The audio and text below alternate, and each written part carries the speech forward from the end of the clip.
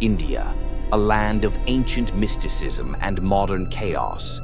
But beneath the surface, some stories lurk in silence, stories that defy logic, disturb the soul, and remain unsolved.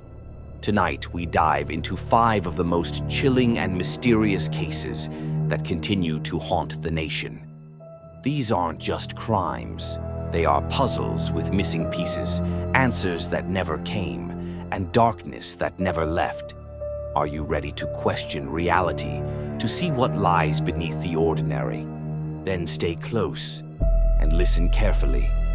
It was July 1st, 2018. In a quiet neighborhood in Burari, Delhi, a milkman noticed something unusual. The Chundawat family hadn't collected their daily delivery. Curious neighbors approached the home. The door was locked, but not bolted. What they found inside would scar India forever. 11 members of the family were dead. 10 bodies, sons, daughters, grandchildren, all hanging from an iron mesh in the ceiling. Their hands bound, eyes blindfolded, mouths gagged. In the next room, the family's 77-year-old matriarch, Narayan Devi, lay lifeless on the floor. No signs of forced entry, no robbery, no panic, only silence and an eerie symmetry. The police began digging, and that's when they found the diaries. 11 years of meticulous entries written by the youngest son, Lalit. He claimed to be guided by his dead father's spirit. Instructions on rituals, visions, warnings. He spoke of Bad Tapasya, a discipline to attain spiritual awakening. The entries weren't random. They detailed how to perform the hanging, the formation, the knots, even the date of the final ritual.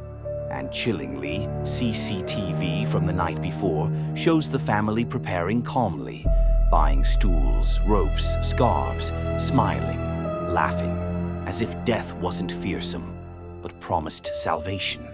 Was Lalit suffering from delusions, or was the family trapped in a cult of one? Psychosis, manipulation, spiritual possession, every theory collided, yet none satisfied. To this day, the diaries end on the night of the deaths, and the Burari house stands deserted, curtains drawn, doors locked, as if waiting for a final chapter that may never come. September 10th, 2001.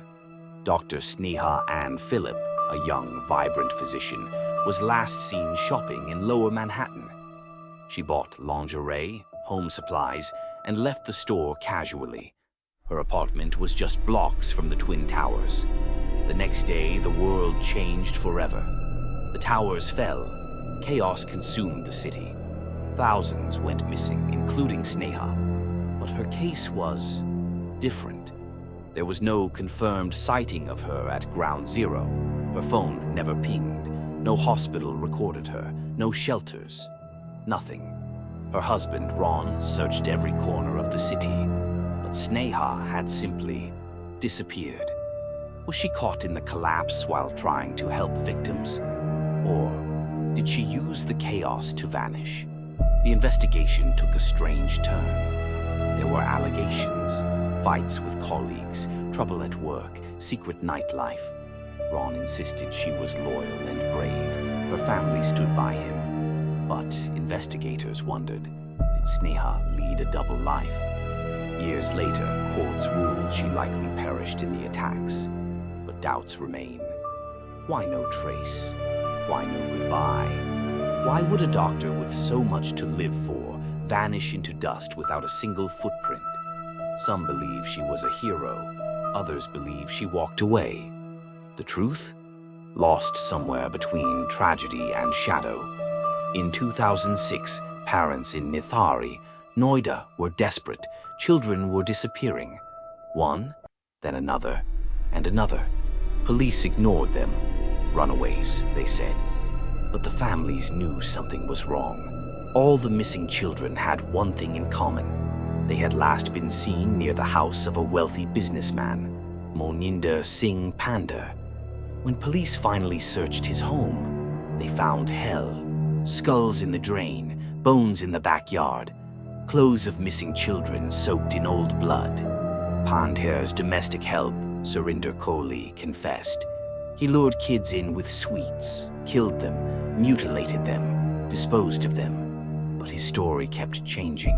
First he acted alone, then he implicated Pandher. Then he said he couldn't remember. Whispers of cannibalism emerged, rituals, organ trafficking. But evidence was fumbled, bodies misidentified, DNA reports delayed. Some claimed Kohli was mentally ill. Others believed he was covering for someone far more powerful. In total, at least 16 victims. All young, all from poor families. Their cries ignored until it was too late. To this day, many believe more bodies remain undiscovered. And the house, still standing, still silent, still cursed. May 16th, 2008. Noida, once again. 14-year-old Aarushi Talwar was found dead in her bedroom, her throat slit cleanly, precisely, as if by a surgeon. Blood everywhere. Her parents, both doctors, said they didn't hear a sound. At first, the house servant, Hemraj, was suspected, until his decomposing body was found on the terrace, killed in the exact same way. The media erupted. Accusations flew. Was it an honor killing? A love triangle? A servant's revenge? Then the story twisted again. Arushi's parents became suspects. They were arrested, then acquitted, then convicted, then acquitted again. Evidence was lost. Witnesses changed stories. Forensics were botched. Theories became entertainment. Truth became noise. Who had access? Who had motive? Was it a cover-up or just a deeply flawed investigation? Today, no one knows what truly happened behind the locked doors of the Talwar home. A double homicide, no killer, no closure. Just two lives, erased, and a nation still asking why. In the late 1980s, fear walked the streets of Mumbai. Homeless people, mostly men, were found dead.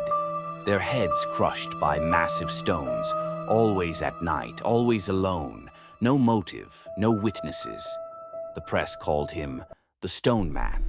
Police were baffled, surveillance increased, yet the killer moved in shadows, striking, then vanishing. And then, just as suddenly as he came, he stopped. Years later, Kolkata saw similar murders, same MO, same randomness, same silence. Was it the same man, or a copycat inspired by the legend? No arrest, no face, no voice.